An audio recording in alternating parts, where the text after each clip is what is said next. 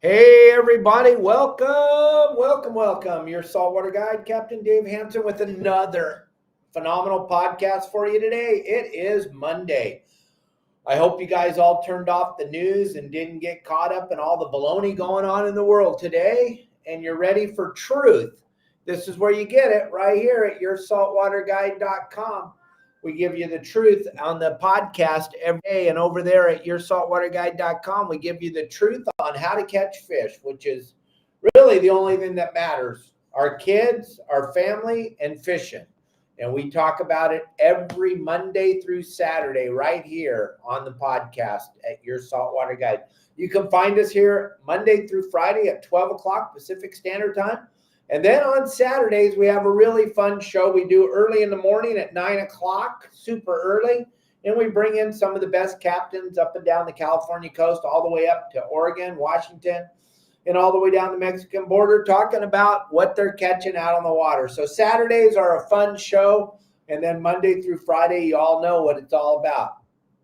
It's all about checking in with all of you and making sure you're all having a good time. And I bring in some of the biggest names in the industry, some great guests. And I hope you all watched that show on Friday with Michael Folks. And you guys got to binge watch the history of sport fishing this weekend, because, oh my gosh, is that the most incredible movie docu-series you've ever seen about fishing? That is just, I can't believe that. He is one of my very best friends, Michael Folks, and he put together this unbelievable docu-series. If you haven't seen it yet, gang, I tell you, there's never been anything like it before to do with fishing. And I don't care if you're a freshwater fisherman or a saltwater fisherman, or you just like to watch fishing and you don't even like to fish. There's something in this docu-series for all of us. Let me show you a little piece of it real quick. And we're going to talk about it with my buddy Justin here in a minute. But look at this. Without any real knowledge of the local waters and conditions, Zane spent 86 consecutive, long, hard days of toil without catching a fish, until the fish of his lifetime appeared behind the boat, as shown in this historical footage of the first ever 1,000-pound fish ever captured with a rod and reel. Let's listen to Zane's account of this incredible fish in his own words, as we quote from his book, Tales of Tahitian Waters. Suddenly I heard a sounding, a vicious thump on the water, as Peter yelled, "Jesus!" Yeah, that's just one excerpt from this 12-part docu-series that Michael Folks has put together, The History of Sport Fishing, gang. It's an absolutely incredible docu-series. You will be blown away by all the different things you're going to learn. All you got to do to watch it is grab that QR code right there, and either that or go to thehistoryofsportfishing.com and check out this docu-series. It's incredible. We got our good buddy Al Clowers on here. We got Justin Botrell. They're going to talk about, hopefully, about Michael's movie a little bit. But today is Promar Ahi USA Monday. We always talk about Promar products on Monday. I got a little video to show you a little bit later in the show, but we're all talking GT4 fluorocarbon.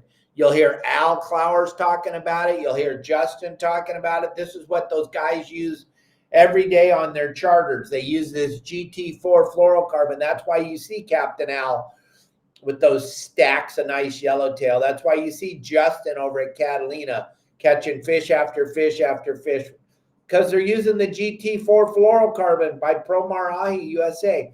This is an incredible product. We'll show it all to you. Thank you all for grabbing that QR code for Michael for that show. It is incredible docu-series. Grab the QR code, because I'm going to pull it down here in a minute, and I'm going to throw up the Promar QR code, and we're going to talk to Captain Al and Captain Justin in just a minute. But man, that show is incredible, and the way it starts is pretty magical.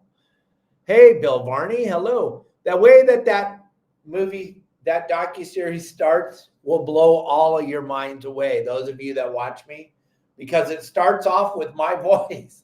It's incredible. And then it'll tug at your heartstrings. It's an incredible docu-series all about sport fishing. the history of sport fishing. So check it out. But gang, I want you to make sure you get some of this GT4 fluorocarbon and check out all the great products over at Promar Ahi USA. And there's their QR code. You're going to save 10% on all their products. Put in the code YSWG and the number 22 if you want to save on this product, but you definitely want to have some of this GT4 fluorocarbon on your boat unless you just don't want to catch fish, then use one of those other products, the blue ones, the pink ones, the orange ones, the yellow ones. But if you want to catch fish, this fluorocarbon right here, GT4 clear, is absolutely incredible. So gang, we got the guys with us today. We got Justin and we got Al. So let's get going with these guys. Let's bring them up on the screen and see what's going on. Justin, Rylan, Captain Al Clowers, what's going on, guys? Another day in paradise. Yeah, Rylan, nice hat. Thank you. Al, nice Band-Aid. Right? Oh, look at that. Nice big hole in his head. Tell Rylan how that happens. Skin cancer, Ryland. Make sure you put on sunscreen. What I do, I didn't do this for many years, but my operation now is I'm going fishing or I'm going outside a lot of the day. I have the sunscreen right in the bathroom on the shelf. I go in and take care of my deal, and I lather up with sunscreen, and then I leave the house. I have it in the boat too, but I like putting it on before I even leave. It's important, Rylan, when your mom and dad are trying to put that on you, it's so that you don't get pieces of your head cut off like Captain Al. Yeah, this is a big one, but this, you can't really tell, but I had a huge one that over about a golf ball and a half start to grow on my face, and I had a scar all the way up here, Rylan, like that. So you got to be careful out there in the sun. Everybody that's watching the show, we talk about it all the time. Sunscreen is a must-have. You got to have it, especially those of you that are fair-skinned, like my wife, Kelly Girl, Captain Al, Rylan. You look a little pale. You're a little fair-skinned. Yeah, Ryan's definitely a candidate. Cap Dave's got a bunch of Indian in him. My mom was part Indian, so I got that dark skin. I don't have to worry about it as much as you guys, but I still got to worry about it. But Captain Al, what are you doing, man? What's going on? I'm just hanging out at the house today. Been fishing some, down on that sand bass bite. I haven't really been offshore the last few days, but we got some trips coming up this week. It's looking like that yellowtail and the water temperature down at the islands and the clarity is starting to turn around now. Yesterday there was a lot of fish down there. They were biting too good, but they're still there, and the water was up to 69 degrees mid-morning, so it was probably 70 in the afternoon. So excited about that bite to pop back up, and there's lots of Dorado. If you can find the right kelp, there's a lot of Dorado and a lot of yellowtail in the kelp down in my zone right now. So we're in search mode, and now's the time to get going on that stuff. We got beautiful weather, 75, 80 degrees, light winds, little humidity, kind of like Cabo down here right now. Have to have the fan on in the garage. Yeah, there's 3 or 4 spinners. I'm trying to pull them up here on windy.com, but there's a bunch of tropical depressions and little mini hurricanes and stuff spinning around down here, going to push up a lot of water in the next couple of weeks, gang. Look at this is just the beginning of our hurricane season down here in Cabo. If you look right, that's going to be coming right up the coast. It's just a little bit below Cabo right now. That's going to be a whopper. That's going to push a lot of water into your area, Al. Right. Push a lot of water up there. Yeah, them yellowfin like to get pushed up here because of those storms. Couple of spinners right now. Oh, yeah. We all like spinners. It's starts to develop. It's getting shut up, Justin. There's a bunch of kids watching. See that thing? It's starting to develop. I was talking about hurricanes. Tuesday, yeah, you were. On Tuesday, look at that thing. Now the 2 of them connect on Wednesday. Look at that. It's going to be violent. Right. That's going to be pretty cool. You don't need that thing to bend into the beach. You live up on the hill down there, don't you? Spinners are like hurricanes. Look at that. That's on Wednesday. It starts to really get it on. Then on Thursday, It kind of moves off the coast, off of Mag Bay, but it's going to push a lot of water up the coast, gang. It's going to be good. Like Al said, you guys are in store for one heck of an August and September. Right? And setting into traffic on the freeway. That looks like a lot of fun. They shut it down. Major accident. Wow. Naturally. Yeah. There's a lot of shutdowns. I had a buddy went up to Vegas and they got stuck for it took them 20 hours. But yeah, like a whole day or Yeah. 2 days or something crazy. Everyone was running out of fuel and water and all kinds of stuff. Right? That's when you just lock up the hubs and go get off the highway. Yeah. Yep. What's up? What's going on up there? So we're headed to the boat right now, Rylan and I. And we have a special charter tomorrow with the Promar guys. We're going to go offshore. We're going to be doing a bunch of filming. I don't know what the heck this cop's doing, but we're going to be doing a bunch of filming, but we're also going to be live for everyone. So I won't be able to interact that much. You're going to see a lot of the filming on the boat with Promar. So it'll be really cool. Sorry, I got to pay attention to these people up here. I don't know what the hell they're doing. Or what the heck they're doing.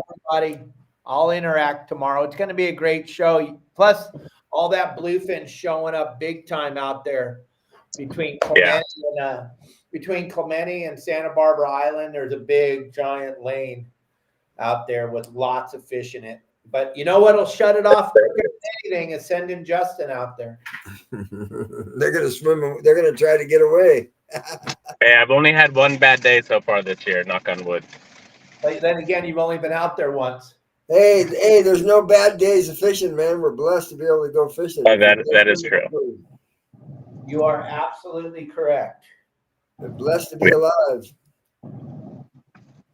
Yeah, so we're going to go out there tomorrow. We're going to have some fun, film a whole bunch, and it'll be a bonus if we catch some fish, huh? Yeah, some big old kite blow-ups and all that kind of stuff. That'd be cool. Yeah, we're going to be doing the Ahi wind-on leader, and we're going to have 150 and 200-pound wind-on leader. We're also going to be using the Ahi GT4 fluorocarbon leader. Oh, dang, there must be a really bad accident because they're shutting down this whole thing. But yeah, we're going to be using the Ikara jig.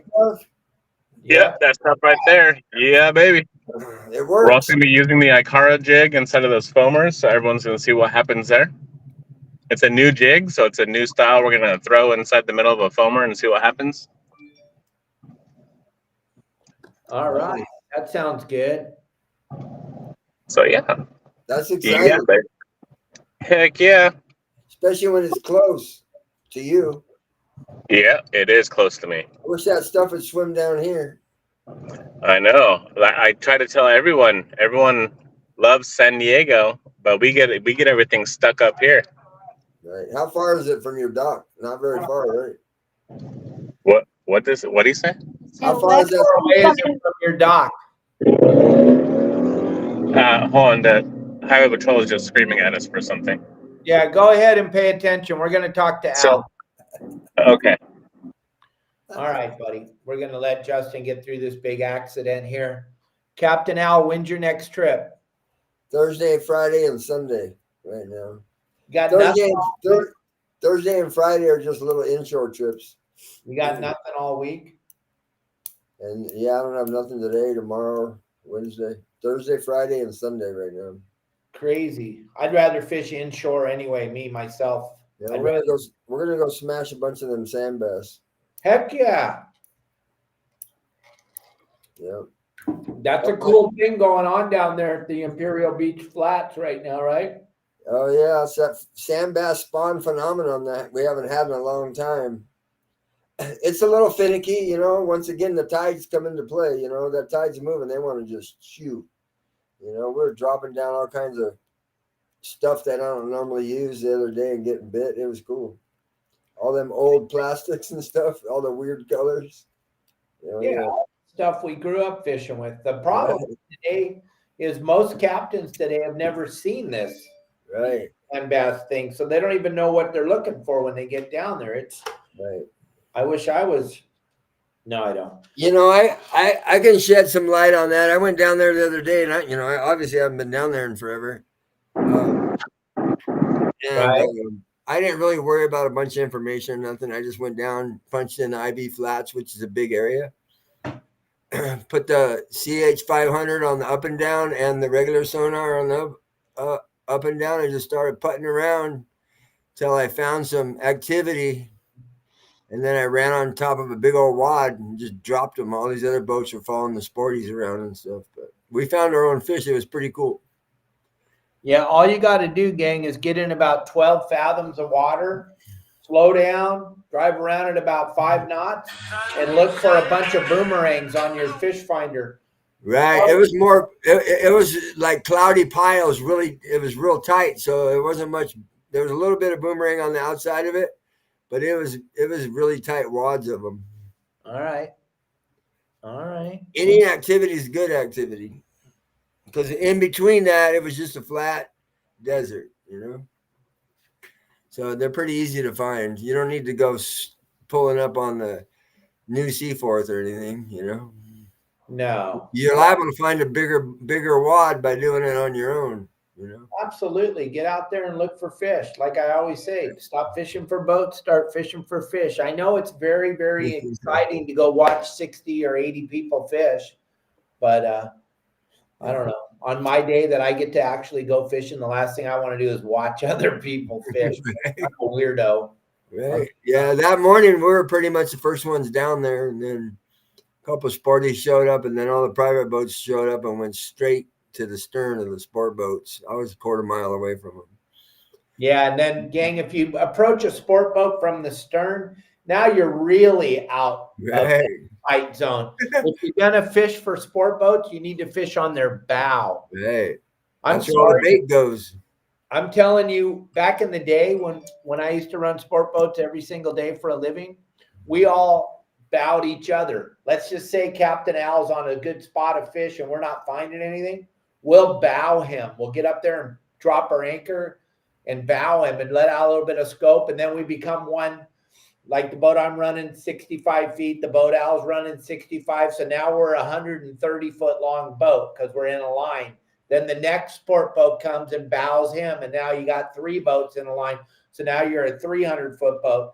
And it worked It worked forever, and I guarantee it'll work now. But if you approach the other guys by the stern, have you ever been fishing in a river or a stream? All the fish face into the current. Right. None of the fish are turned around facing downstream because then they don't have any control and they go flying down and get washed away. All those fish that are behind that sport boat are swimming upstream. They're all headed right up to the next boat that's on the bow and the next boat, and you can whale on them that way. Stop fishing for boats, gang. Stop fishing for boats. Yeah, that fish placement is super important. Like in the bay, for instance, right? When you're throwing around swim baits and stuff. I always tell the clients, don't cast to the side, don't cast down tide, cast square with the tide, straight up tide, because the fish are facing away from us and you're bringing your bait right to their nose. You know? Yep, and they don't eat with their butt. How's it going out there, Justin? Are they? What's the traffic? Oh, Box 5? We're good now. You know, so Al just told everybody, I hope everyone has a pen and paper, because he just gave some gold to everyone right now about how to cast a lure. Like, I didn't know you were going to tell people that, but that's a little secret that we all do. Not all of us, but the people that are successful, is you always want to cast up to bring it down to them, because that's where their nose is facing. Right. Drag it right over their head if they're not eating. Yep. Yeah, and then you guys are talking about how to not fish for boats. I had an incident with a frickin' sport boat that I don't want to get into that anchored right in front of me as I was slow trolling forward. Anchored right in front of me 100 yards off. I turned, and then their deckhand decided to chuck jigs at my boat I was on. That's not cool. Those guys do that all the time. I know those guys do it, and it's a boat that everyone always talks about. Not cool at all. He was fishing 4 boats instead of looking for fish. Pretty funny. Yeah, the next time that happens, just make a video and send it to me. We'll make them famous. Well, if he would have hit the boat, I would have called Coast Guard, and we would have definitely made him famous there. Yeah, And someone would have got arrested. So thing so to do- everyone knows, do not throw jigs at boats, because if you hit a boat, that is a felony. You can go to jail for that. You cannot throw a jig and hit a boat. It's illegal. So make sure, I know everyone gets all upset about some things. I do too. Everyone does it. Just don't overreact and throw stuff at other boats, because it's not worth it in the end. So, It's not 1960. Okay? You have to remove head from rectum. yeah. Hey, Chris, So, good to see you on here. You and the kids are having a good time fishing. I saw that bonita bite you had the other day at Newport at the breakwall game. The bonita are starting to invade the coastline too. There's so much cool stuff happening. This is going to be, I know everyone's like, oh, the season started late. Well, maybe it did, but who cares? It's here now. Let's go catch some. Everything's biting. Right. I cannot believe Captain Al doesn't have a trip till Friday. Thursday. holy cow. Thursday. When was your last trip? 4 days ago. Holy moly. We need to get Al off the docks. Because I'll tell you what, everybody, those yellowtail that everyone seems to not be able to catch over at the Coronados, they just showed back up. I don't think they went missing. They didn't go away. They never The water cleared up. Yeah, they're never gone. They just went lockjaw, and they just started biting again, just as of yesterday. Right. So Al knows exactly where to kill those things. He can load up them yellowtail like no other. Yeah, man, I got that place figured out. Yeah, Al has some spots over there that are unreal. So definitely make sure you book with Al. And there's gonna be some pretty nice weather down there. Looks like for a whole week or 10 days, huh? Yeah. looks Yeah. pretty dang It's good. It's nice. nice weather down south for like 10 days now. As long as that So, stuff but- up south don't get too windy, you can get up here. But not only that, but there's also, so everyone knows, there's also a bunch of fish, yellowtail, dorado, yellowfin tuna, not too far from the Coronados. So you might as well book with Al. You have a chance of catching any of those three. And Uh-oh. Lost him right in the middle of the juice. Yeah, you can hook a frickin' he's marlin. frozen How up. cool would that be? There he's back. There you are. You're back. Oh. I lost you right in the middle. Oops.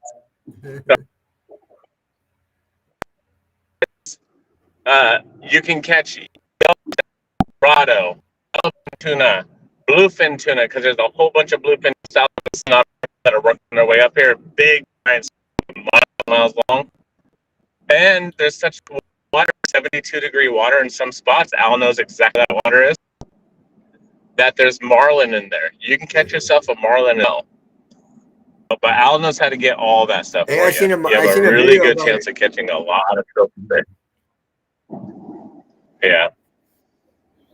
Right. Yeah. The full days, that's still so close. We have But plenty of Al- time. Yeah. And Did you get on that stuff the other day? first thing. What was that? Hello. Yeah, gang. Justin's breaking up too bad. It's too much. Can't handle it. It's all pinging and banging and wanging and dinging and dinging. How do they get out fishing with you, Al? I'm going to show everybody something real quick, and then we'll go back to you. Hold on a second. Hang in there. Guys, your saltwater guy, Captain Dave Hansen. I'm going to be using this GT4 fluorocarbon from Promar Ahi USA. This stuff is an incredible product. You're going to get to see us catch a bunch of fish on it today. The very best part of this is it's clear. That is my favorite kind of fluorocarbon, clear. If you like pink or blue or anything like that, think about it for a second. When you put the fluorocarbon on there, you're trying to make it invisible so that the fish can't see it. So colored fluorocarbon catches fishermen. Clear fluorocarbon catches fish. This is the new GT4 from Promar. You got to check it out. When you're on the website, use my code YSWG and the number 15 and you'll save 15% on this fluorocarbon. It's an incredible product. Yeah, check out the QR code right there, gang. You'll save 10%. Put in the code YSWG, the number 22, or just use that QR code that's on the screen right there. So, Al, nobody's going fishing with you. I don't understand. It doesn't make sense to me. How can they get out with you? Maybe they don't know your number. My direct line is 619-800-FISH 3474. Yeah. That's 619-800-3474.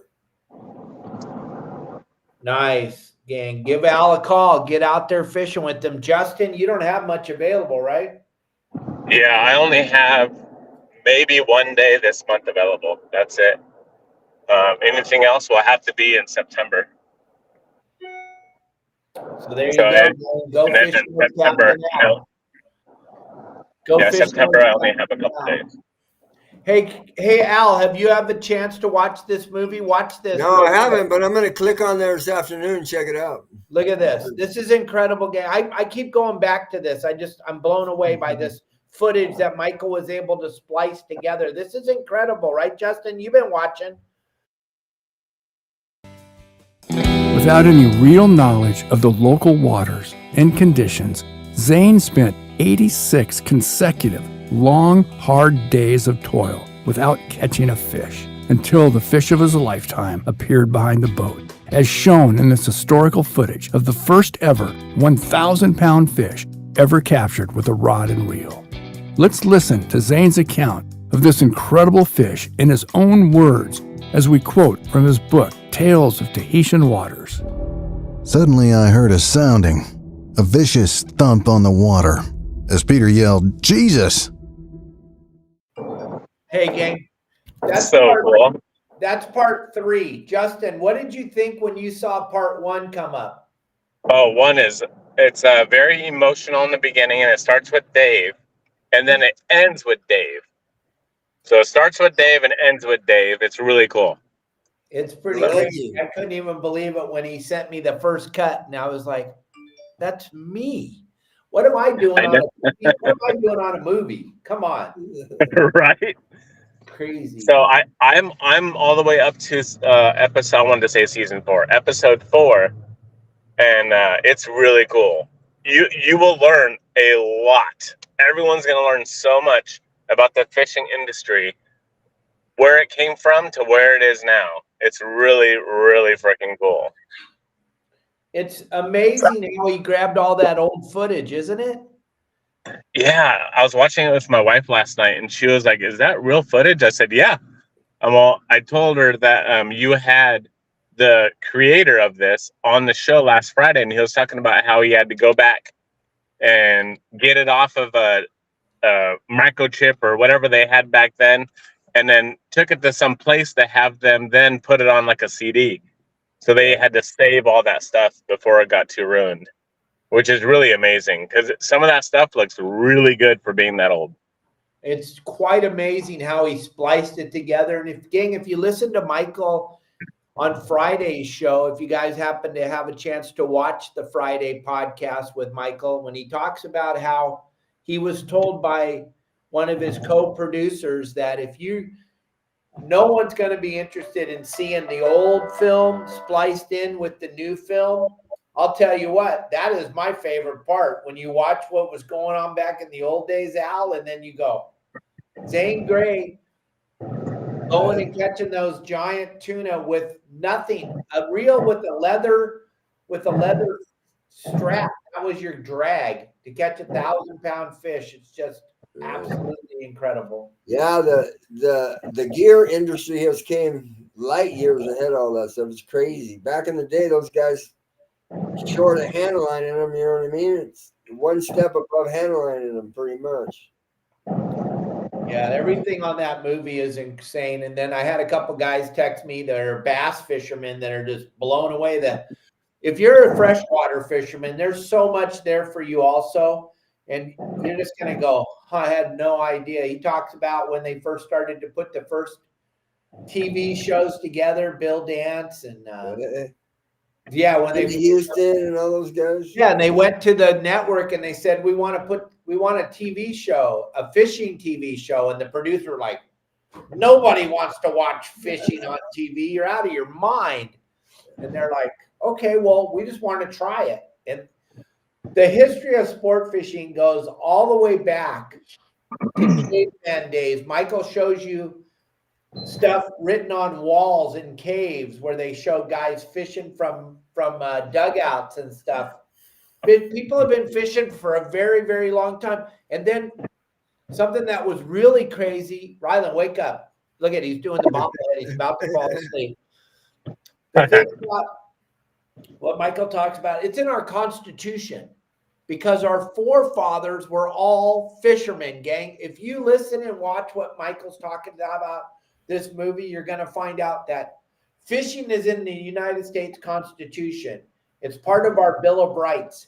Fishing is a fabric of our being in the United States of America. It's like hot dogs. It's like baseball. Fishing we have to be able to fish, gang. And there are actual entities out there that want to stop us from fishing. So pay attention to what's going on. You'll be blown away when you find out about George Washington. Never ever went outside without his little tackle box because he never knew where he was going with his troops or what he was going to stumble into and that he was going to have a chance to fish. Pretty amazing story, right, Justin? Yeah, so I have quite a few friends that are fish and game officers, and like they've told me before, fishing is a right, not a privilege. So fishing is our right. We have the right to go fishing. In California, Fish and Game can never take away your fishing license, but they can take away your hunting license because hunting is a privilege, not a right.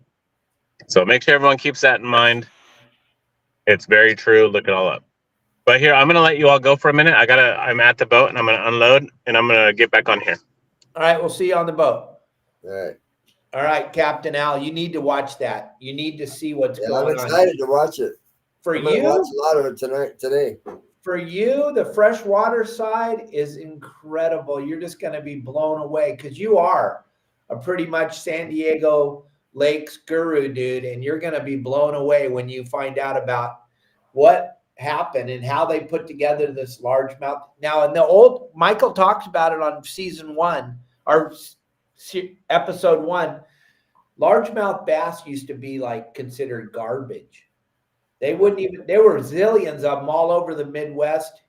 Our forefathers didn't even want to fish for them. They wanted steelhead. They wanted rainbow trout. They wanted brown trout. Nobody wanted a largemouth. And then all of a sudden, the tide changed and everything shifted. And now those same entities that looked at the trout are like, oh, trout, get out of here. We're bass fishermen. We're real time. Yeah, these fish jump. They're cool.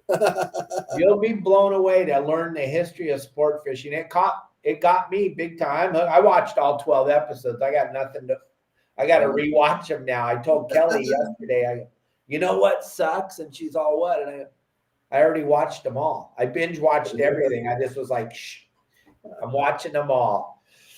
You have to make your own movie, Dave. It's so fun. I should. But then someone would tell me I'm not allowed to say this or that or whatever. No. You want to see Dave Hansen, you see me right here on social media. This is where it's all going to happen. Live. Yeah, that all that bass fishing. I'm 63, and those guys are only probably 17 years older than I am. Like Bill Dance and all those guys. So that was when I was a young kid. I was watching all that stuff evolve, And it's crazy, like there's a bunch of West Coast guys that started. I remember sleeping in the back of a truck at Lake Pleasant with an older boat that would, it would run. And then all of a sudden they all started getting good sponsors and getting their getting everything to stick, and now they're fishing the MLF. You know what I mean? It's crazy. And it's big time, boy. It's big Yeah. money. That's big money fishing. Right. I mean, yeah, they probably make more money on sponsors than they do on the derbies, but there's a hand selected full of people that are making really good money out there. Yeah, but just the money involved in doing it. How many rods just for fun? And Al's not fishing competitively anymore, but he used to. But how many rods do you have on the boat? And for you, just one guy? I have normally like 12 to 15 rods on there. And that's nothing compared to the big boys. The big boys, Right. Mike Iaconelli was telling me there's days where he has 50 rods on the boat. Right. You know, I mean, when you go, especially those guys, they're going to a new body of water in a new country or new place, and they have the information that they've gathered. But dude, when you stick your boat on the lake and you start looking around, you're not getting bit.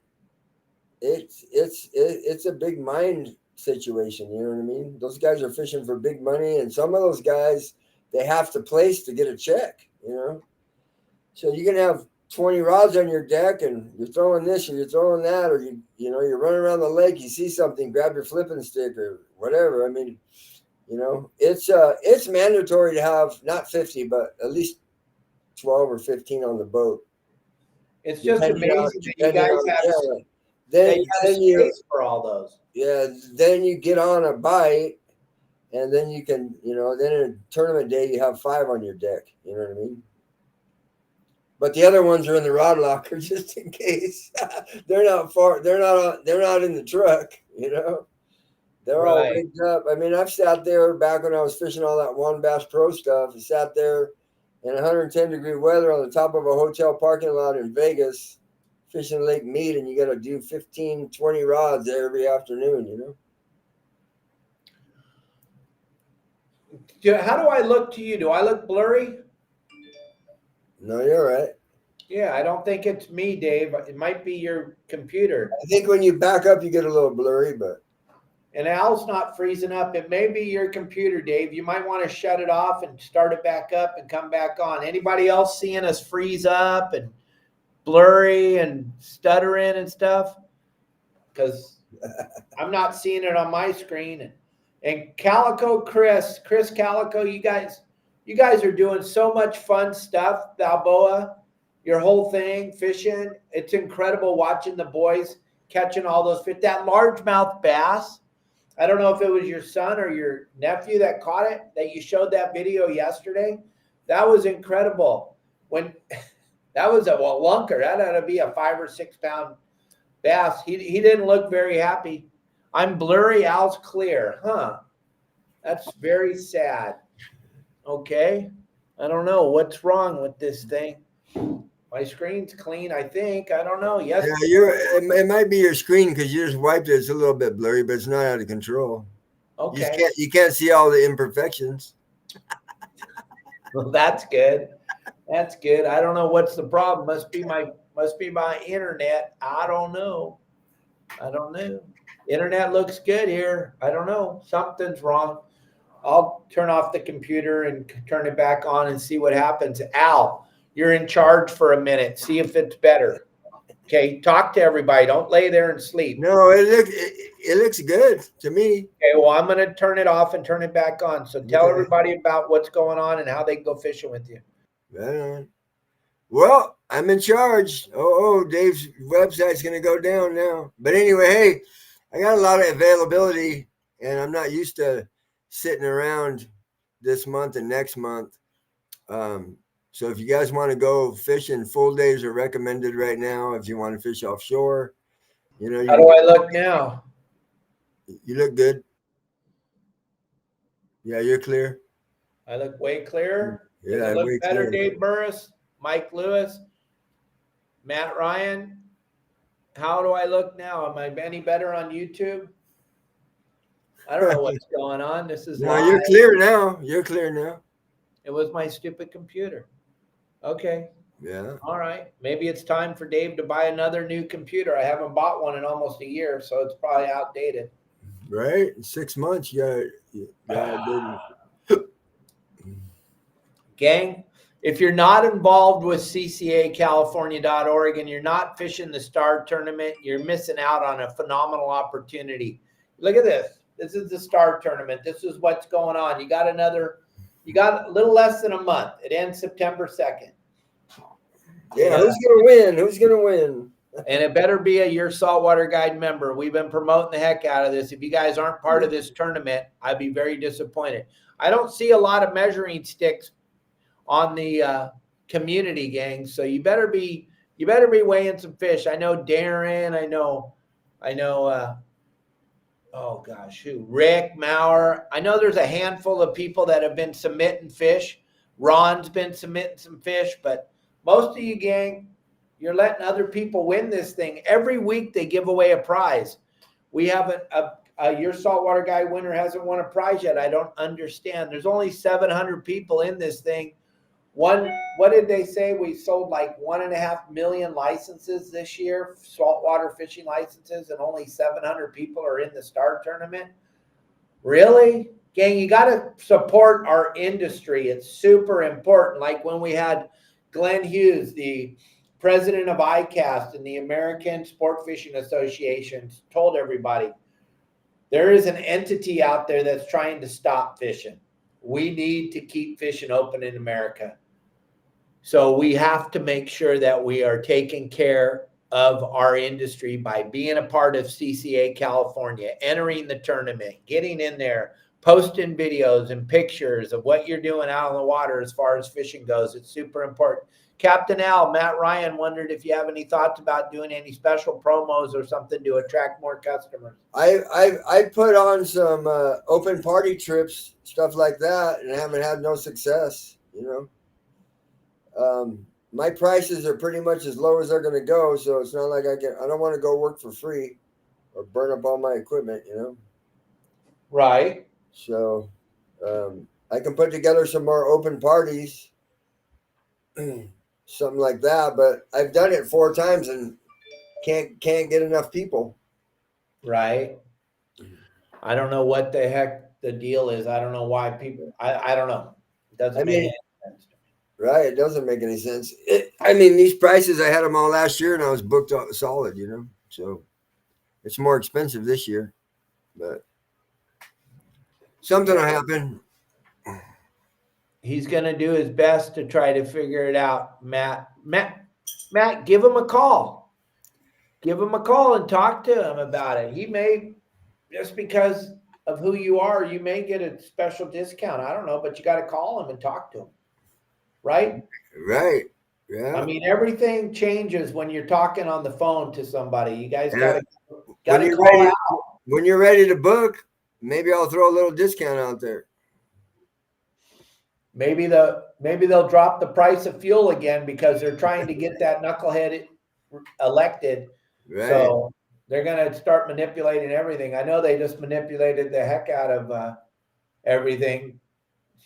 Now this new candidate's the greatest thing since, never got a vote, but greatest thing since sliced bread. So here we go. Maybe they'll drop the gas prices. That'd be rad. Whatever. I don't know. That would be great. Either. Get it back down to $2 a gallon. Then everything will be Then you'll better. see the charter prices go down. Absolutely. Yep. It's crazy. It's crazy what's going on, gang. I don't understand. But you know what? It's the whole industry right now. The industry's taking a pounding, a pummeling. This has got a huge effect on us. The $20 an hour minimum wage, if you don't think that has a massive effect on us, we can't pay our deckhands $20 an hour on a 20-hour trip. Are you out of your mind? You know what that would cost you to go fishing? Right. But most of them can go over to McDonald's right now and flip burgers for $20 an hour and make a fortune. You can make $100,000 a year flipping burgers at McDonald's. What? Hey, really? Yeah, because you know what? Nobody wants to work. So if you show up at McDonald's, you can pretty much work all day, every single day, because nobody wants to work. So I don't understand what's going on in the world today. I won't want to get out on that tangent. I know. Bring it back down. Yes, sir. I know. $20 an hour. $20 an hour. You're totally worth it. You've never had a job before in your life. You don't know anything about showing up, but absolutely, you deserve 20. You deserve $30. I know the governor of California is raising minimum wage again because 20 wasn't enough. It needs to go up because there's still some businesses that are open. He's trying to make sure there's no businesses in California. So raise that minimum wage up a little bit more there, Mr. Newsom, and that'll take care of that. You'll get rid of all the businesses. Yeah. I'm sorry. Got off on a tangent. Something's got to change, that's for sure. Well, we all know how to change it. It's just, unfortunately, being brainwashed by the media. Yeah. Trying to get a skirt in there now. Yeah, no, it's already been done. It's done. You guys, you don't understand. It's already over. That's already been decided. Hope you enjoy it. It's going to be phenomenal. It's going to be phenomenal. Yep. So Justin's not going to make it back on here. It doesn't look like, Captain Mal. Yeah, no, it's going to take a little bit longer than 5 minutes to unload in that heat and get everything organized. It might take a couple hours, you know. But we're going to be live with Justin tomorrow. We're going to be live out there fishing. He's going to leave early in the morning. Him and Rylan are going to go get some fuel right now for the boat, and then we're going to test the cameras. He bought a new iPad yesterday, so hopefully we don't have any problems with the cameras. And yeah, that would be fun, Stu, to have that. Oh my gosh, that would be spectacular. What I can tell you, gang, from just being on the planet for the short 63 years I've been here, you got to start voting for policy instead of party. It just is what it is. If you're voting on that other side of the fence, you're voting for closures, more regulations, and more closures. All right. And if that's what you want, then vote it. Vote the limit. If you don't want to fish anymore, then vote that side. Vote it and vote it hard and stand tall. And when they take away all of your rights to fish and go outside and go to the beach, then be happy about it and be proud. I personally, the only thing that they don't want closed is the border. Yeah, but you know what? I'm flying up there tomorrow, speaking of that, and I have to show ID to get into my own country. That's pretty cool, huh? Yeah. Yep. Oh, yeah, I'm flying to California tomorrow, everybody. I'll be in Dana Point on Wednesday morning, hanging out, pulling up all my reels for our trip. Kelly girl and I are going to Alaska. How cool is that? We're leaving on the 6th of September. How cool is that? For 2 weeks? You're going for 2 weeks? Yeah, for 2 weeks. Most people only go for like 5 days, 3 days fishing, and then they get out of there. I am super excited. And it's right in the middle of hurricane season, so perfect. Right? We're getting out of here, and we're leaving Shayla and Eric down here to take care of all of our animals. There's little Marley right there. He's like, "What, Dad? You're leaving?" Look at him. He's eating some worms right there. He's like, "You're leaving me for 2 weeks?" Yes, I am, son. You're going to see all kinds of cool stuff, fishing in the ocean and in the backwaters and stuff. Yeah, we get to go do some fly fishing. Plus, I'm going to get to go see some bears. I'm pretty excited about seeing the bears and the bald eagles and a moose. I want to see a live moose. I know. Say hi to my dad when you see them bald eagles. That was his radio call sign all his life, bald eagle. Okay. All right. That's good. He might fly over you close, you know. I will definitely be thinking about it. If something like that happens, it's him. And then, since you just said that, gang, every time you see the dolphins, think of me, because I put my mother's ashes in a giant pot of common dolphins. Nice. So every time we see the dolphins, I always think of my mom. It's a pretty cool deal. So when I see those bald eagles up there, and I hear they're like seagulls up there, Al. They are. Yeah. So I've never been to Alaska, but I sit around and wait for the phone to ring and do all these charters every summer, but maybe another year or so I'll have some freedom, you know. I'm getting old. So. Yeah, well, I think this is going to go good. I really do. I mean, we got some really good people going with us up there, and I think this is going to go really good. I think maybe next year we'll do a guide trip, me, you, Justin, Pablo, and go up there and take 5 or 6 of our members, and we'll all go up there and have a great time. But I can't wait to get up there and do some videos about the lodge and all the cool things that we're going to get to see. It's going to, believe me, gang, I'm taking all of you on this ride with us, so you're all going to get to see what's what we're seeing. Hey, just the kicking back and the camaraderie and just being in environments probably better than hooking fish, up there. I think so. We hooked a lot of fish in our life. It's like, it'd be cool. I always wanted to do a fly-in, put me out in the middle of the rural area and do some trout fishing or whatever you got way back in there. That'd be cool. Those bush pilots are something else, boy. They're pretty special. Marley, look he's got some worms up there, Al. It's right above my hat. He's got a little bucket of worms I just gave him right before the show started. He just found them, and now he's digging in there, eating some worms. My buddy Mike Lewis, that's coming up for the second half of the trip up there. Him and we already been talking about, fishing's going to be fun, but we want to go explore. We want to go walk the trails and go look around and fly fish those streams and those rivers and check that out. All that native stuff be really cool. All that once in a lifetime opportunity. I'm super excited to see. Probably 25-inch, 30-inch trout up there. I couldn't even imagine catching a trout that big. It's going to be so fun. I know.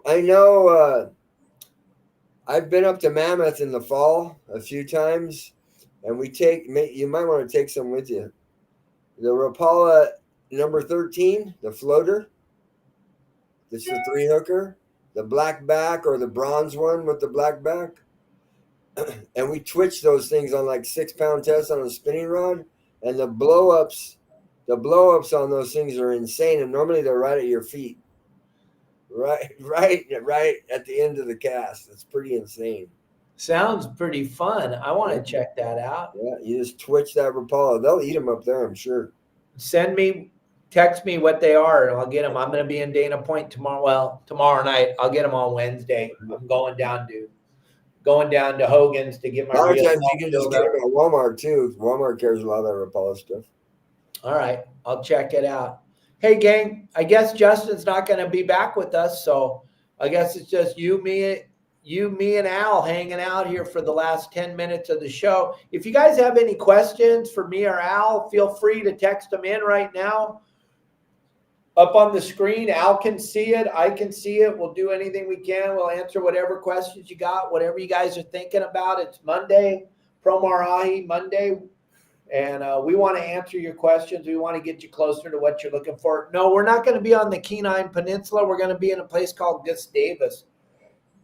It looks to me like it's like in the middle of all the action. There's like 1,000 islands around it. Arnie, I don't know. I've never been there. I don't know. I looked it up on Google Maps. I'm checking it out. Looks like it's going to be a little bit rainy, maybe 50 to 70 degrees every day. It's the rainy season. Keeps all the mosquitoes away. I guess the mosquito is the state bird there. So, right? You need some DEET, buddy. Lathering DEET. I'll be dripping DEET. I know it goes straight to your liver, but hey, I'm gonna be taking so many videos for the next month or two. All my videos are gonna be Alaska, buddy. It's gonna be incredible. You know me, whatever I catch. Justin, you have no video. It's a black screen, buddy. It's a black screen. No one of my old captains, he came from Alaska and worked with me for 2 seasons. Ran one of my boats, and he was thinking he was going to start down here and get out of Alaska and set up camp. And 2 years here, he took off back to Alaska. He said, I'm out of here. And he's up there. I would be lying if I said exactly where he's at, but he's in one of those known places. And he got a contract where he feeds farm trout for 100 days out of the year. And I was talking to him via text the other day because he always bugs me to come up. You know, he's got a 50-foot Hatteras. He does week-long inland trips and shit on up there. Wow. Excuse my language. But his name's Jason. And he they live out remote. And they shoot their bear, they shoot their elk, they shoot all their food, they catch all the fish, and they eat It's just like you see the Eskimos eating on the documentaries. It's pretty insane. I need to get up there and go hang out with him for like 3 weeks, you know? Yeah, you do. So we got a couple questions. I don't know if you've seen them. Dave Hill wants to know, how many people do you need for a charter, Captain Al? 6. That's the prices, Dave Hill. The prices that Al has are set for 6 people. That makes it so that Al can actually make a little bit of money. Here's what a lot of you guys, I'm going to just be totally honest with you. That's the best way. Everyone talks about the prices. And if you don't know, if you've never owned a charter boat, if you don't really know, there's not a lot of money in it, okay? Unless you're doing it like a lot of these guys are doing it. If you're doing it illegally, then there's a little bit more money in it for the guys that are doing it illegally, because they're not paying their percentage to the landing or to whoever's carrying the liability insurance for the dock. So when you look at these shady guys, and all you got to do is call me and I'll tell you who the shady guys are. And they're some of the biggest names in the industry. That's why they're fishing every day, because they're doing the shady trips, and they're not paying their fair share. They're not licensed by the fishing game, and they're not running out of a landing, and they're not carrying the proper paperwork, and they're not carrying the proper insurance. So here's where Al, Justin, Pablo, this is where their prices are different than the other guys, is because they're doing everything legal. So they're paying their percentage to the landing. Now, why do I know about the landing? Because our family owns a landing. Dana Wharf Sport Fishing in Dana Point Harbor, 1947, my father started. So I got a tiny bit of street cred. So when I'm telling you stuff, it's the absolute truth. So for Captain Al to run a trip, and what's a trip cost, Captain Al, for? Oh, just rounded off a regular a local 12-hour trips, $29.95. I pay the port 12% right out of the gate. Yep. So 12% of that goes, and now you probably want bait. I don't know. Maybe I'm just dumb. Maybe you don't. Yeah, bait's $200 to $250 a trip. Yeah. Deckhand, I pay my deckhands good. It's $250. Probably want some bait. You probably want the boat to go. So you're going to need to burn some fuel, right, Al? Because the boat doesn't run on thank you. Average 100 to 150 gallons at 12 hours. Yeah, and you think about that, gang. The fuel's $5 a gallon, or they're manipulating it right now, right, Justin? So they're playing with the prices because they want you to vote for the young lady. So they're playing with the prices right now. But at the end of the day, let's just say Captain Al. It is much more expensive in San Diego, though, for fuel. It is. Well, say it's $4.50 a gallon. It's $5.10 by the time they put the tax on there and stuff. Yeah. So, Ryan asked on here about if we all have the same prices. Justin and my boat are similar, so our prices are really close. I think they're the same. How much? I'm charging $2,900 for 12 hours. Is that what you're charging? $29.95, so it's basically the same thing. $20 different for him. But Pablo's boats are different. You got to go and look at the company and look at the boats that you're fishing on. I have 2 big old motors in my boat. It's basically a yacht, versus a 20 or 30-foot outboard boat. It's different. You know what I mean? It's different. You're paying for a beautiful platform and all that stuff. You guys want to see what Al's boat looks like? Watch this. You took a picture the other day? No, watch. I'll show you. There's one parked right next to it. Anthony has one just like yours. All right. So there you go. That's Captain Al Clower's boat right there. It's a big old Riviera yacht. That's it. That's huge bait tank. Right. So when you're looking at the prices, you also need to look at the company, the reviews, the platform you're fishing off of, how comfortable it is. How comfortable it is. You want to watch TV and watch your Chargers game on a couch and go fishing? You come with me. Do you want to hold on to your seat and get wet half the time and have to go pee and poop in the bucket? Right. Then you go with the 4-pack boats. Yeah. Which So everyone they're knows both those. great. They're both great. It just depends on what you're looking for. But you can't compare prices unless you look at the platforms and the whole thing.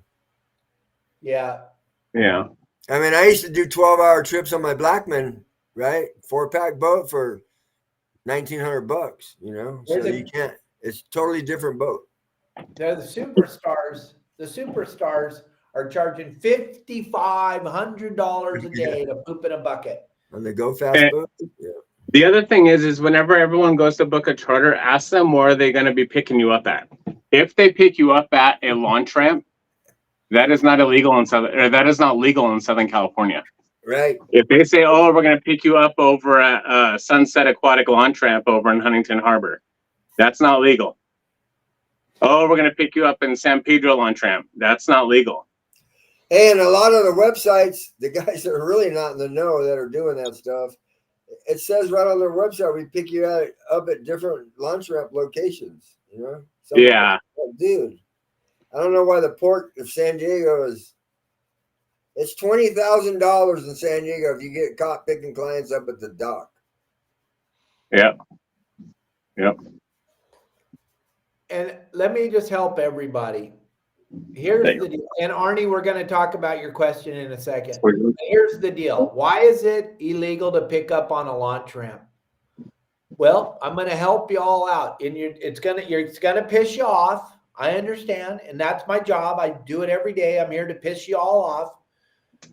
You have zero liability insurance when you pick up on a launch ramp. The county's not going to cover if someone stubs their toe. The city of San Diego is not going to cover it. And the very first thing the insurance company is going to ask, here's how it's going to go. When you get on one of these fly by the seat of their pants illegal charter boats, and there's a problem, and I know I never had a problem on a boat before. Well, good for you, because I have, Al has, Justin has. We live in a real world where we have real world problems. The first thing they're going to ask you is, was it a charter? And you're going to go, yeah, because you're thinking you're going to get money because you tell them it's a charter boat, and you're going to go, yeah. And they're going to go, okay, charter boat. Where'd you pick you up at? Oh, at Dana Landing Launch Ramp. Oh, cool. The insurance company goes, bitch it. We don't have to pay that claim. Right. They don't have to, because it's an illegal charter. So you better hope that the guy that owns the Go Fast boat has a shit gob of money. You better, now I got to give Ryland free stuff, but you better hope he has a bunch of money, because that's the only way you're going to get your bills paid when you hurt yourself. So that's rule number one. Like I told Justin a long time ago, he's like, well, what's the deal? And I go, well, listen, if you and Amanda have no problem with Bob, who chartered your boat, owning your home, then go for it. Running legal. That's exactly what you told me. Are you renting it or do you own? I was all, own. He's all, well, do you like your house? I'm all, yeah. I don't know. He's all, and then Dave told me you need to start doing it the correct way. Let me contact some people. This is what Dave told me. Let me contact some people, and I'm going to have you contact them, and we'll get you out of a landing or marina. So there's some marinas like Al's Marina, you can go out of, but you have to pay a phenomenal fee. And there's also landings you can go out of, but you have to pay a phenomenal fee. But you can't just go out of there. You have to know someone. And Dave knows everybody. Everybody. Right. So no, it's not easy getting in position to do illegal, you know. And it's not easy paying that tax at the end of the month. I mean, sometimes I'm paying $3,500 in tax at the end of the month for the trips when I'm busy. You know? Right. Yep. But you're doing it legal. That's why I'm trying to explain to everybody. There's a big difference, gang. There's a huge difference in legal and not legal. And it's all fun and games until something happens. And these guys that are doing it right now, just call me on the phone. I'll tell you who they are, or just call them up and ask them where am I getting on your boat at? And you'll go, whoa, ah. Woo, that's right. Most of the time they can't answer you. They can't tell you until the day of, where you give them a deposit. When you ask them where they're picking you up at, they look at your number again and they're like, they can't tell you, because they know they're doing it illegal and they don't want to get caught. The other thing, gang, is most of them, if they're doing that illegal, then I bet you there's a ton of stuff on the boat that's not legal. Plus, they have to. Another big money item is having your fishing game license, your commercial passenger for hire fishing game license. They're not free. It went up. I think it went up. Todd Manzer told me it went up 700% 4 years ago. Yeah. So it's like $1,400 a year. Yeah, that's an amazing amount of money just to be legal to pick people up. Here's all the paperwork that I have to carry on my boat, including, oh, shoot. There it is. The binder. Hold on. Oh, you're going to know what this is, Al. So here's one thing that everyone has to carry, a real charter captain has to carry on their boat.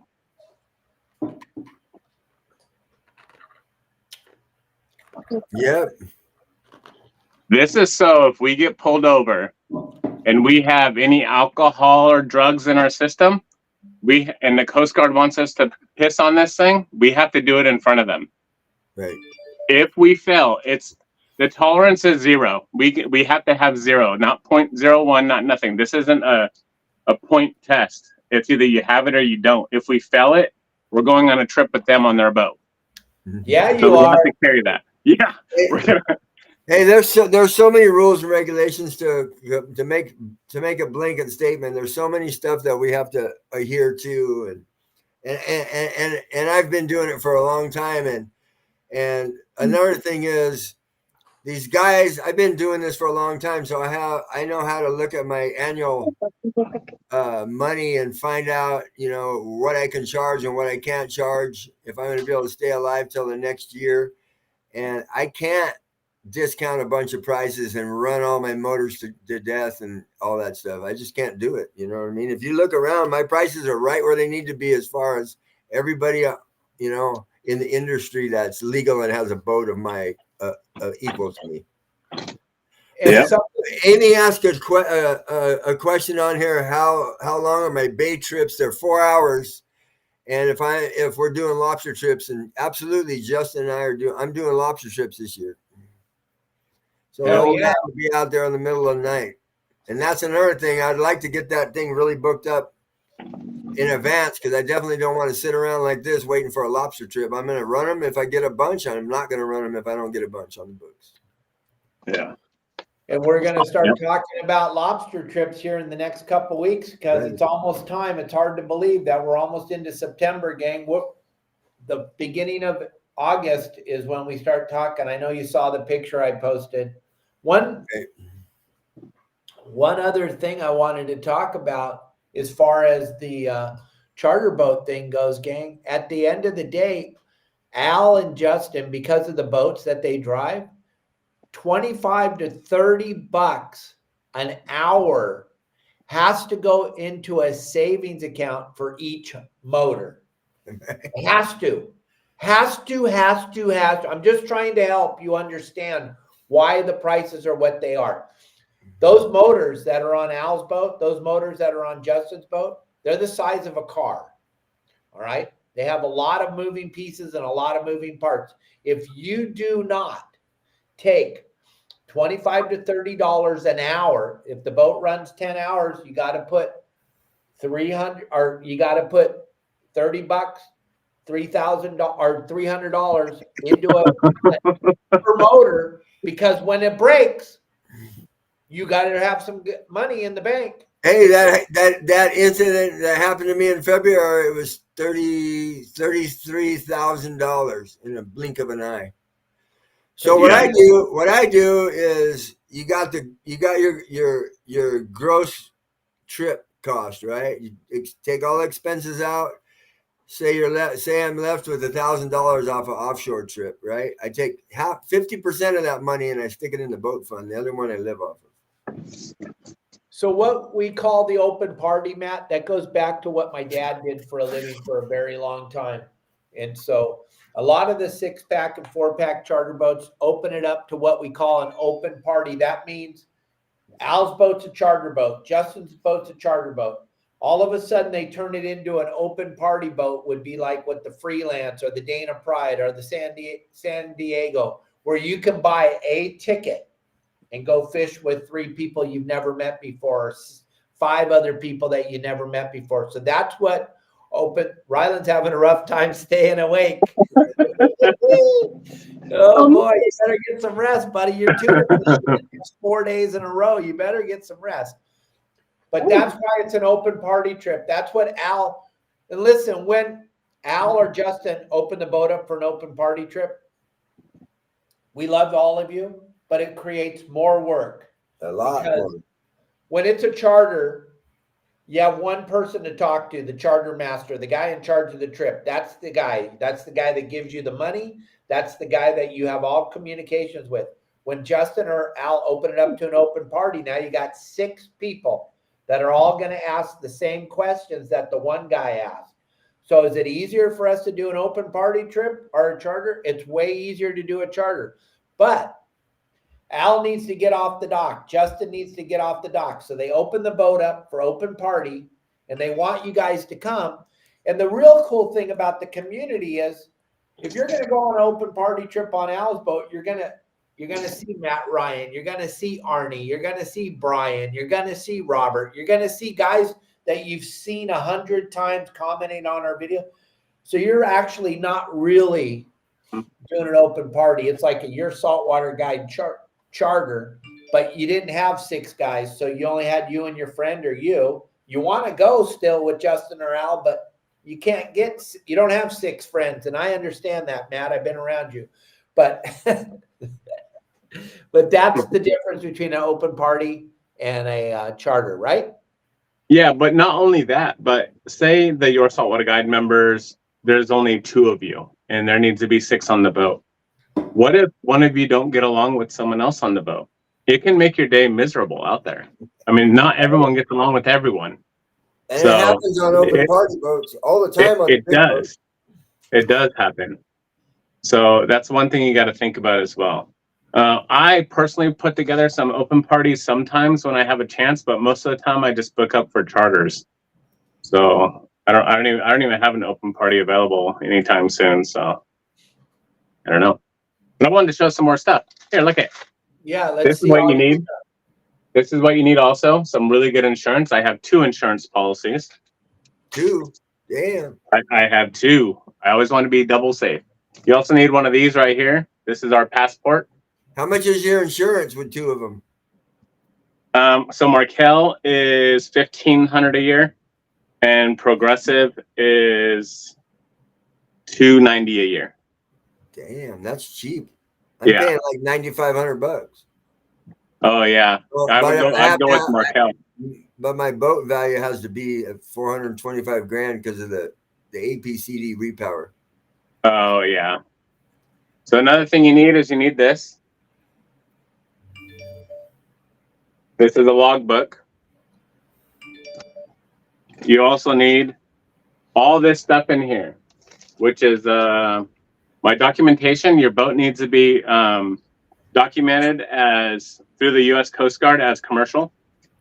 So you need to do that, and that's another fee. Congratulations on the fees, California. Right. You also need. You gotta have coastwise on that document too. Yep. That's why it has to be commercial, because you're running OUPV, or you're running as master, whichever one. So I take that back. So my fees for fishing game. So let me block out my address so no one sees it. But well, we all want to go to your house. Yeah, so here's a fishing game commercial license right here. Here's all the fees you have to pay, if you can see it on there. They are 800, almost 900 or something, right? No, 1,051.46. They went up this year. Okay, can you see it on there? Yeah. Yep, now we can. Yeah, so that's the fees you have to pay at the fishing game. If you get on a boat and on the side of the boat in 1-inch lettering or bigger, it doesn't say FG 1, 2, 3, 4, 5 or some numbers. That boat is not registered with Fishing Game. That's an illegal boat. You cannot. I mean, you can do whatever you want. But if they get stopped, you all are getting off of that boat and you're going to be on a fishing game boat and you're going to be taken back to port. And then you have to figure out how to get your money back from that person that was running illegal charters. So yeah, hey, in San Diego, you got to have a fishing game number, and then there's a round sticker that says it's a Port of business. San Diego. You got to have a port sticker. They're red this year, by the way. yeah, so out here you don't need the port sticker Right. Yet. yet. Don't jinx us because we are LA County. So good luck out here. All you need is a launch ramp up there, huh, Justin? Yeah, that's all you need is a launch ramp. Launch ramp. I'm trying to show all my documentation. See if I can put that up here where it shows. I haven't even opened up my documentation. That's pretty funny. I just know it's documented. Here you go. So let me block out my address. You can see on the documentation where my boat, and same thing with Al's, is commercial. I'll point to it. Maybe you can see it. But right there. Right. That's our commercial documentation for Coast Guard. So Yeah, you need all this stuff. So there, like I said, gang, before when you asked about that, there is a ton of things involved in running charters. I see so many people on Instagram or Facebook saying, hey, I need a couple extra people for tomorrow for my trip. And I'm like, that's an illegal charter. That's an illegal charter. They're running illegal charters. You look at their boats and you're just like, they're running illegal charters. And it's happening all day, every day, gang. It's all over the place. So you can't compare our guys' prices to everybody else's, even though, man, I'm blown away by the super. I don't know. Our prices are less expensive than other people's. Maybe we should raise our prices. Right. I'm just saying. There's quite a few boats that are, well, there's not quite a few, but the ones that are equivalent to mine are like 3,300 for a 12 hour, 3,400, Yeah. 500. Yeah, it's quite amazing what's going on. I just don't quite understand. And I don't understand why Al is not, I don't know, Al, I don't know what happened in the world, because maybe it's the jinx of your saltwater guide. I don't know. You were busy before you became part of this. Yeah, I had a big meeting with my web guy too, so we're going backtracking and all that stuff. I'm doing everything I can possibly do, but I'll die before I go work for free, you know? Right. Yeah. And if you look at our prices though, I've been looking around because I've been actually wanting, I shouldn't be saying this on here, but I've been wanting to raise my prices too. But I've been looking around, and you can jump on one of these little Parkers, like a 23-foot Parker, for the same price as jumping on our boat. And yeah, the Parker goes 2 miles an hour faster than us. I mean, we cruise fast. Don't get me wrong. For a yacht, we cruise fast. Too fast. Yeah, Dave always tells me slow down. Depending on the situation. Right. So these other boats that are running the illegal charters, like there's like 3 Parkers down here that are doing it, and they're running at like 25 miles an hour. Okay. So 23 knots or 22.5 knots. We're running at 20 knots. So they're not that much faster than us. You're going to get to the grounds maybe 15 minutes faster on their boat, but on our boat, you're going to be comfortable. There's a galley. We have refrigerator. A full-on refrigerator, right? Couches like the one you're sitting on. Yeah, look at the couch where Ryland's falling asleep. But yeah, we have couches. TV, you got the Starlink, so you can watch any sports game you want. Yeah, we Starlink. You can watch TV.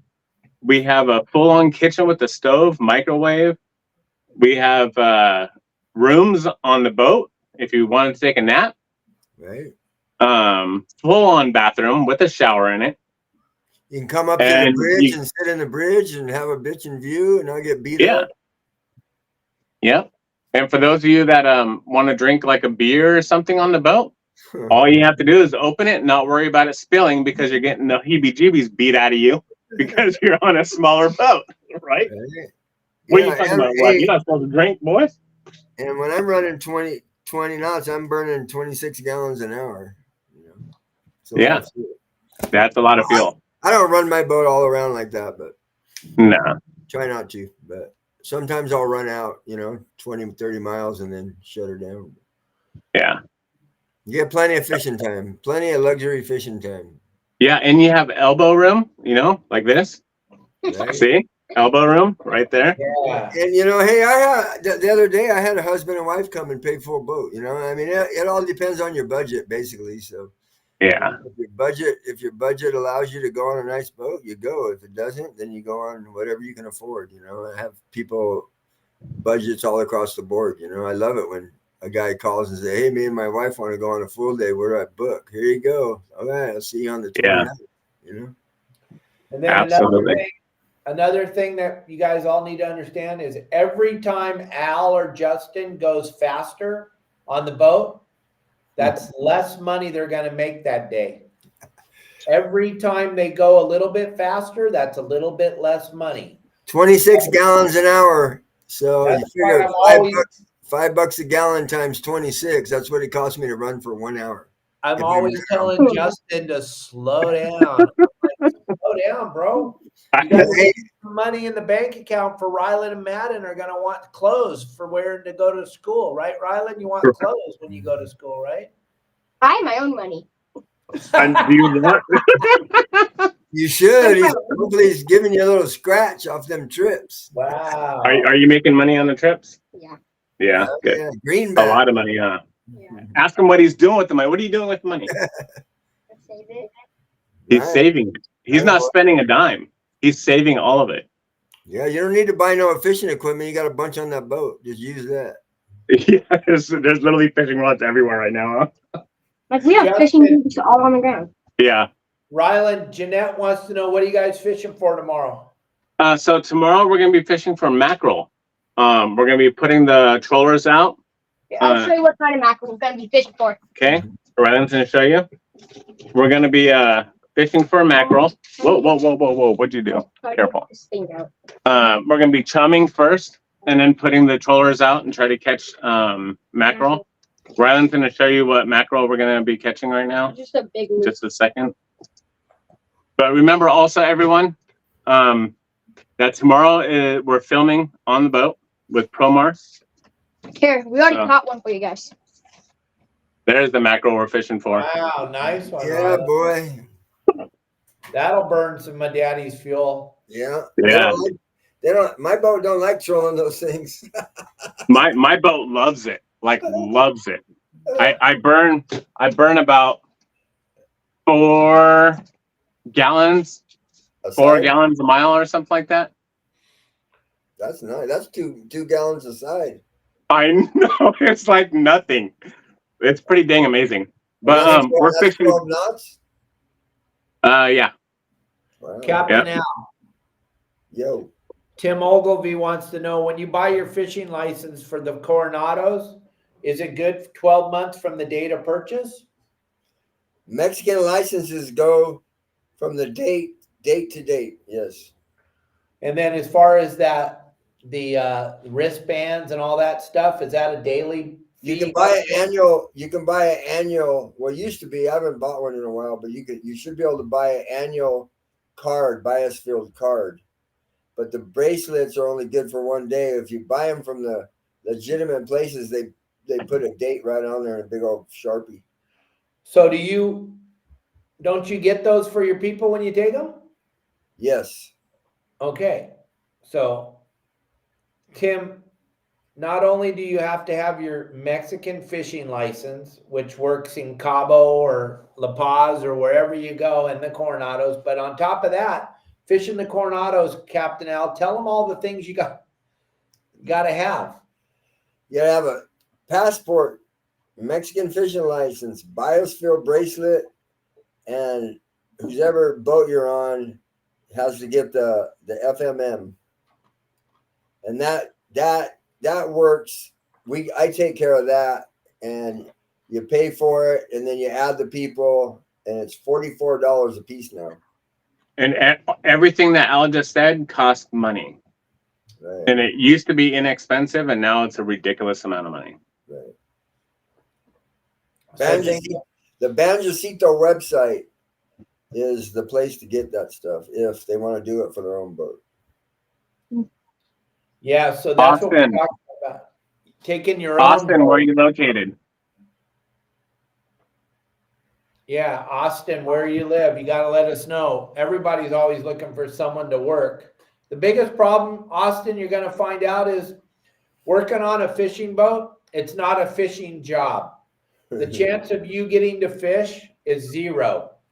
You don't fish when you work on a fishing boat. You do not get to fish. That's not the deal. I hired a lot of people in my life.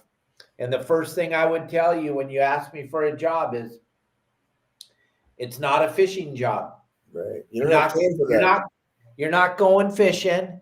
You're not going to get to touch the fishing pole when we stop. You get to touch it because you get to tie people's hooks on and you get to untangle their lines, but you're not going fishing. So if you think you're going to work on a fishing boat and get to go fishing all day, well, that ain't happening. And if you think you're going to not get, for me, if you work for me, you're going to get yelled at all day. I'm going to make you cry. So I had to put that out in the beginning. If you're cool with crying all day, then you definitely want to work for me because I am going to make you cry. And you're not allowed to touch me. If you touch me, you're going to go to jail. And I had to tell them that too, because I know that I'm going to be a jackass all day. I'm going to be in it because there's nobody on the boat that matters more than my passengers. So I'm not really worried about your feelings and that no one ever talked to me this way. Well, don't work on a fishing boat then, because I don't have time to treat you with kid gloves. Oh, I hurt your feelings. There's no feelings in fishing. I'm sorry. I just saw it come up there. And those are the things when you would come to me. That's what I would have. I'm not Darren said I almost made him cry once. Who? Darren. Oh, yeah. Yeah. I've had them stand there shaking. Guys the size of Al stand there shaking. They want to hit me so bad. Oh, they want to hit me. Like, go ahead, have at it. Hit me. Yeah. Give it a shot. Yeah, some guys you got to put a lot of pressure on, but some guys, once they get trained up, they're good, you know. But it takes a while. I put pressure on him, but he's my son, and it just makes him tougher, huh? You got to have thick skin. Yeah. You got thick skin. Being the captain's a whole another chapter than being on the deck. Lorenzo just asked me if someone's doing a good job and they're cool with you. Do you take it down a notch? No, I only fished at the highest level. I didn't have a takedown notch. I'm sorry. I absolutely could not do this for a living now. There's no way in hell, because you guys are all soft. You're a bunch of snowflakes. I could not do it now. I couldn't do it.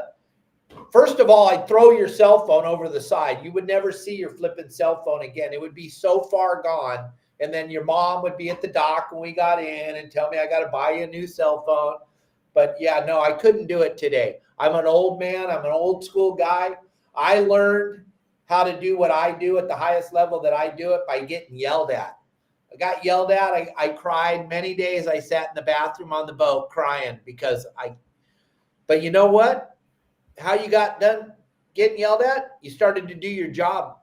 And that's how you learned back in the day. Now you can't do that. You can't talk to people like that because everybody's got feelings and their feelings are going to get hurt. And I had kids' moms come down and talk to me. My son's never been treated that way. Well, he doesn't have to worry about it anymore because there's 13 kids standing in line that want to work for me. So goodbye, little snowflake boy. Next, come on. I'll give another one a try. But nowadays, I couldn't do it. There's no way. I walk the docks down there in San Diego and I see the deckhands staring at this. I'm like, I couldn't do it. My head would explode. You're gone. I had a deckhand do that on my boat, and I was coming up to the dock, and he was still on his frickin' phone after I yelled at him. That was the last time he ever came back on the frickin' boat. I was so pissed. I was like, dude, do I have to do all the work for you? No, it's a different world. I watch what's going on, and I'm looking and I'm going, I couldn't do it. I couldn't do it. I'm sorry.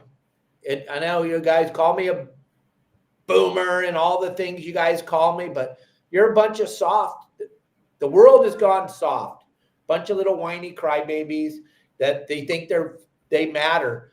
The worst thing about being an employer nowadays is you don't have any right. Employers have no rights anymore in California. You got no rights. So when Justin or Al hire a deckhand, the minute you hire them, you take on a massive level of liability, because every little snowflake today who just wants, and their parents, they all want to sue you. So I would be getting sued all day, every day. It would be, we'd be in litigation all the time. So thank God that all of you follow me on social media. Thank God you guys watch my podcast, and thank God you guys sign up for my website, because if I had to go back to driving boats for a living, I couldn't do it. And it wouldn't be the people. The people would love me. The people that want to go fishing would love me. It's the crew, because everybody's so soft now. They're so soft. And if you raise your voice, they just crumble like a bag of potato chips and sit in the corner and suck their thumb. Oh my gosh. It's just, I don't know. I'm sorry. Couldn't help it. Went on a rant. Yes, I did. But there's people on here that have worked for me on the boat, and people on here that have been with me on that when I worked, and they know I'm not sugarcoating it. That's who I am. That's how I grew up. No, there's no break. There are no breaks on a boat. There's no breaks. What are you talking about? Can you take a break? What break? The boat unties at 6 o'clock in the morning and it ties up at 6 o'clock at night. No, there is breaks, Dave. On my boat, there's breaks. I'm sure on Al's boat, there's breaks. We have breaks for you. Don't worry about it. There's breaks. When you have to go to the bathroom, and then also when you have to go get something to eat. But that's just because you have to go in the kitchen and grab it and come back out. Here's how we took a break when I was a deckhand. You had your hamburger or your egg sandwich or whatever it was in this hand, and this hand had your pliers in it, and you were taking the fish off, or you were untangling the lines while you ate your sandwich. You got to cut your sandwiches in 4 pieces. What? You got to cut your sandwiches in 4 pieces before you put them in the bag. That way you can grab a little piece and eat and still work at the same time. Yeah. Grab a big foot long and think you're going to sit there and eat it for an hour. You know? Yeah, Lorenzo, you're asking that question again. You know what? In my career doing this, and I did it for 50 years, there is a very, very, very small percentage of people that actually understand what we're doing in the industry. Very, very few. And I would call them unicorns. When I found Chase, when I found Mike, when I found Max, when I found Shayla, when I found the crew members that I hired, I would always consider them like unicorns. There's very few of them like that, because I would come on just like I just did. And I would come on and I would tell them exactly what's going to happen and exactly how I'm going to treat you. And it's not because I don't like you. It's because we don't have time. Things are going to happen so fast. We don't have time for me to, okay, Al, you know what would be really cool if you were to tell the gentleman that he needs to move to his left a couple spaces, because if he doesn't, his line's going to get caught on the propeller and his line's going to break and he's going to lose his bluefin. I don't have time for that, gang. You got to get your ass to the left side of the boat now, right now, and I'd help you. I'd pull you over there, and I'd help you. And if my deckhand was standing there with his finger in his nose, I would spin around and I'd go, hey, you can come off your break anytime now. We're catching fish. Break time's over. It's time to work. Hey, hold on a second, everybody. Ryland's in the middle of a break, but he's going to help us right after we land these 3 tuna. That's right. How it goes. You see me everyone's seen me on the live show say, go to your left, go to your left, go to your left, go to your left, move to your left, move to the left, go to left, go to left. 100 times I'll say it, and then they're looking around like, huh? Were you talking to me? And I'm right behind them. Move left, go right. Okay. Ryan, hey, Ryan says you got to bring your old deckhand on the show so you can get some comedy going. You know, talking about deckhands, there's deckhands that aren't meant for it, which they got to go right away. And there's kids out there that are really, really fishy, and they're one step ahead of the situation. And if you're one of those guys, I would, anytime you come fish with me. For instance, this kid named Trevor, right? He started working with me back in the day, back when it didn't matter, but he was pinheading me at 13. He stayed from 13 until 18. At 18, he came to me, he goes, "Hey, Alan," he goes, "I really want to go on I really want to start trying to get on a long range boat." And I said, "Well, let me call Roy Rose." So, and I love this kid, man. I'd turn around in the 25-foot boat and he'd be upside down. That boat never had a spot of blood on it. That kid was phenomenal. But I took him and I molded him. And at this time today, he's running the Royal Polaris with the new owner. So he's got his license, and he made it through all the battles on the Polaris. And he's been with the Polaris for like 5 or 6 years now. But that kid is phenomenal. So there's kids out there that got it, and there's kids out there that just will never get it. Simple as that.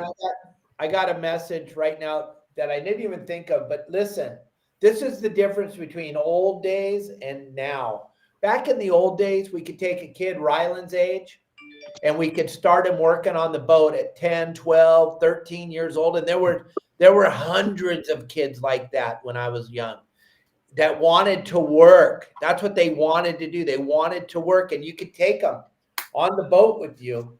And then at the end of the day, they would clean the boat and they would learn a craft and they would learn how to work. And then you could mold these people into becoming a good deckhand, and then becoming a good cook, then becoming a good second captain, then becoming the captain. Nowadays, with the labor laws, which I don't agree with, but whatever, I don't get to set policy. With the labor laws now, you don't get to touch these kids until they're 16, and then they have to have a work permit, and then they only get to work like 8 hours a month because, they're soft. And back in the day, when you were Ryland's age, you were working on the boat 12, 15 hours a day. When I started working on the boats, and yeah, I'm blessed. My father owned a bunch of them. I understand that, but I didn't have a silver spoon shoved up my butt. I started working on the boats when I was a kid because I wanted to work. And I remember 15 years old working on the Fury 2, fishing San Clemente Island every day but Monday. The boat would leave at midnight and we'd get back at 6 o'clock the next night. And we had to fish. We had to take deck watches. Then we fished all day San Clemente Island, and then we filleted fish halfway home, and then we scrubbed the boat. Then we went down in the bunk room and cleaned the bunk room and folded all the blankets and changed all the pillowcases. And then when you got done doing that, the boat came to the dock, and then you loaded the people. Then you washed the boat down, scrubbed off the little bits of spots that were left, and then you took an hour and a half off, and then you loaded the people up at midnight again, and we went back out and did it again. And I was 15 years old. I can't even imagine a kid today working for 5 minutes without needing their mommy and to suck their thumb. And Al was mean to me today, Mom. Al was mean to me. I'm done. I can't do it. I don't know. I'm sorry. Can't happen. Dave can't. Yeah. So just like you said, Dave, about the whole labor law thing. So there's always ways around things.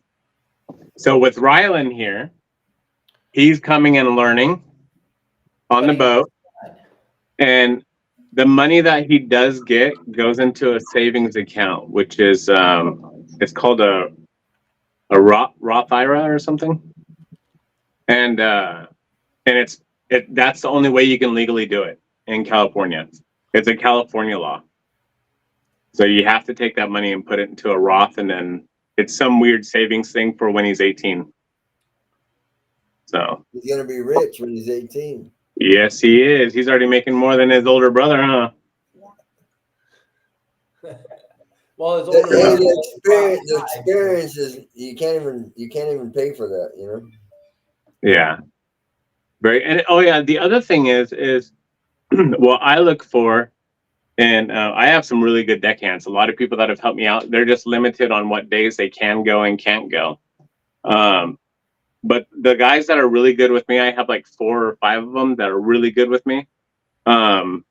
they're willing to learn. It's hard to find someone willing to learn. You get all these people now, not all these people, but a lot of the people that you get on the boat now know everything. They know everything.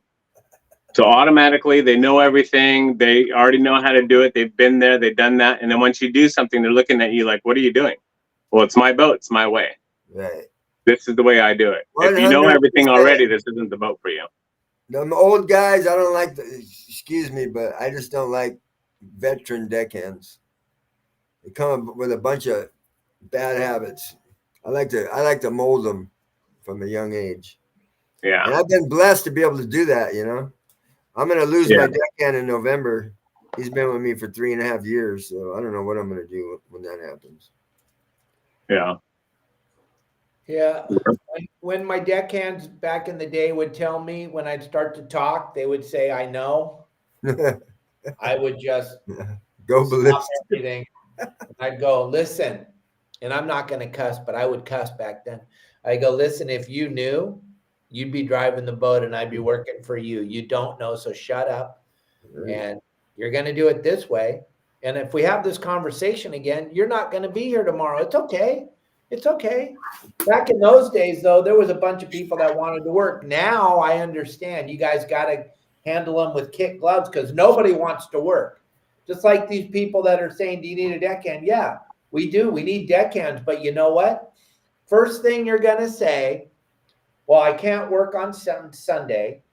And then Monday, I got to be in at 3 because I got my orthodontist appointment on Monday. And Tuesday is the day that I see my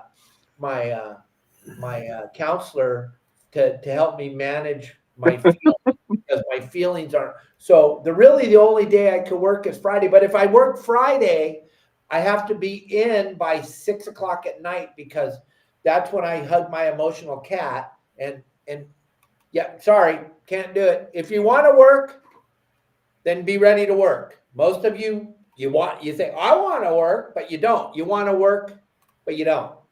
So like Captain only 1 or 2 days a week. But then those 1 or 2 days a week turns into 1 week, 1 day, or one day every other week. Captain Al, go over it one more time on what to use. What do you got to have at the Coronados? Tim Ogilvy's asking again. Passport, valid passport or passport card. Mexican fishing license, biosphere bracelet, and if you're going on your boat, you need to get the FMM, and you go to the Banjocito website. It's pretty intense to get that. I have all the information. It's a Mexican site. They changed the policies in the last like 4 months. I had to have my wife go in there and interpret for me and everything. So it's pretty insane to get the FMM. But I am hearing, don't quote me on this at all, but I am hearing that some places, it took us like 7 hours to get the FMM all dialed in. And they're saying that the FMM is not required, but I don't agree with that because I can get mine on my boat. Well, you definitely want to know what these superstars of the internet are telling you. That's definitely what I would go with. I would go with the guys that have never done it for a living. I would definitely want to know what they know. Right. Just like yesterday, I was just trying to help a guy out. He asked, what if you travel with your fishing reels, what should you do? And I said, always check them because I've had the security take my reels before because of the line on them. So just check them. It makes it way easier. Then this guy jumped on there and said, you're lying. You're lying. Okay. Yeah. I fly 50 times a year with fishing stuff. So yeah, I don't know what I'm talking about. Just like these people that are I would listen to Al or Justin before I'd listen to Superstar Internet guy, because Superstar Internet guy probably went out on a boat once with his brother, sister's, aunt's cousin, and he doesn't know how they got to where they were going or what they did when they got there. But boy, he's an expert now. He's going to tell you. Hey, on the FMM, the visa, just what I went through, right? I was in limbo because the old site wasn't working and a lot of people in my circle wasn't getting them. So I called up the best fishing tackle shop. I'm not going to mention any names. And I talked to the owner, and I was like, "What are you guys doing with this?" And he goes, "Dude," he goes, "It's a nightmare, but here's what you do." So I did a bunch of research. There's a guy on YouTube that has all the information on there. I have Tim, if you want to call me, I have a link I can send you, but it's all in Spanish. It'll tell you exactly how to get it and where to get it.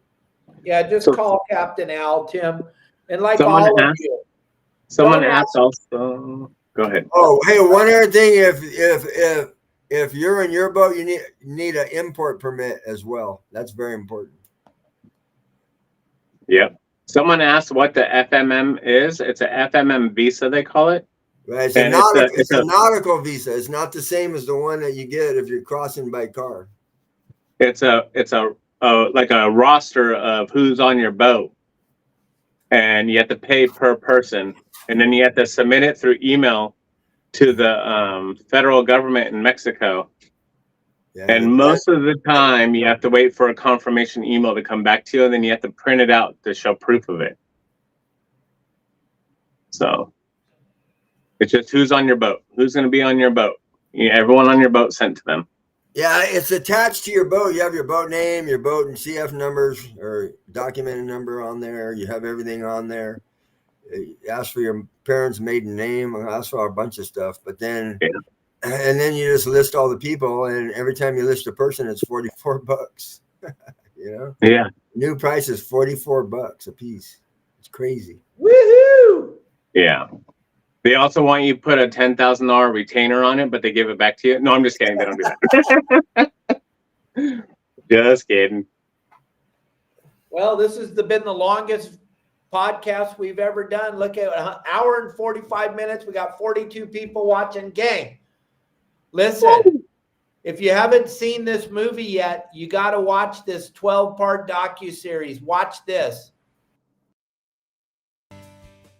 Without any real knowledge of the local waters and conditions, Zane spent 86 consecutive, long, hard days of toil without catching a fish until the fish of his lifetime appeared behind the boat, as shown in this historical footage of the first ever 1,000-pound fish ever captured with a rod and reel. Let's listen to Zane's account of this incredible fish in his own words as we quote from his book, Tales of Tahitian Waters. Suddenly I heard a sounding, a vicious thump on the water, as Peter yelled, "Jesus!" Jesus. All right, grab that QR code right there on the screen. Good, how are you? Hey, I'm on a podcast right now. Can I call you in a couple minutes? We're gonna Yeah. Give me a call in a couple minutes. That's fine. We're gonna wrap this 2-hour podcast up right now. Yeah, I gotta go. That's my web guy. Huh? I gotta go. That's my web guy. Yeah, we're going. We're done. I got 1 million people calling me. Justin, go get some fuel. Yeah. Everyone will be live tomorrow, live on the water, out bluefin fishing. I won't be talking to everyone on here too much. I will a little bit, but we're going to be filming, and you all are going to see us live out there filming for offshore tuna. And I'll go get them, Justin. Have fun. I'll see you guys later. Yeah.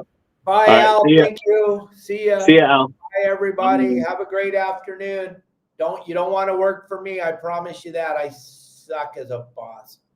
If you have a great personality, you can get along well with others, and you have the will to learn a lot, call me. And you have days open, not just 1 or 2 days. If you already know everything about fishing, don't call Justin, please. No. Know what you know. That's what pisses me off more than anything. And I don't want to, and I really don't want to know what you know. Yeah. Bye. Oh, look at Jeanette said, What? hugs the deckhand rabbit. Oh.